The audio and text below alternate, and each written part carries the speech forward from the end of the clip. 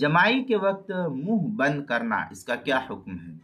چنانچہ نماز میں انسان کو پوری کوشش یہ کرنی چاہیے کہ جمائی میں منہ نہ کھلنے پائے، حتی الامکان یہ کوشش کرے کہ منہ بند ہی رکھے۔ جمائی عام طور پر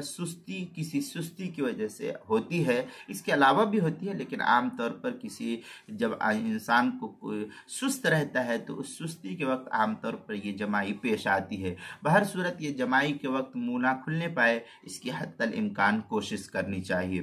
اور اگر ناگزیر صورت ہو تو پھر حکم یہ ہے کہ منہ کو ہاتھ یا آستین سے ڈھک لے۔ اس طریقے سے منہ کو اس طریقے سے ہاتھ پر رکھ لے، یا یہ کہ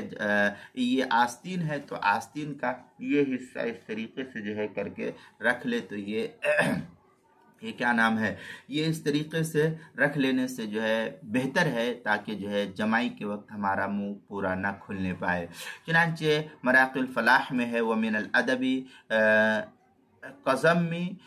فَمِهِ عِنْدَ التَّثَاؤُبِ، اس طریقے کی عبارت جو ہے مراقی الفلاح کے صفحہ 151، فتاوی خانیہ اس کی پہلی جلد صفحہ 529، فتاوی شامی جو زکریا بگٹی پور دیوبند کا ہندی نسخہ ہے اس کی دوسری جلد صفحہ 176، بدائع الثناء اس کی پہلی جلد صفحہ 296، کتاب المسائل اس کی پہلی جلد صفحہ 349 اور 350 پر اس کو نقل کیا گیا ہے۔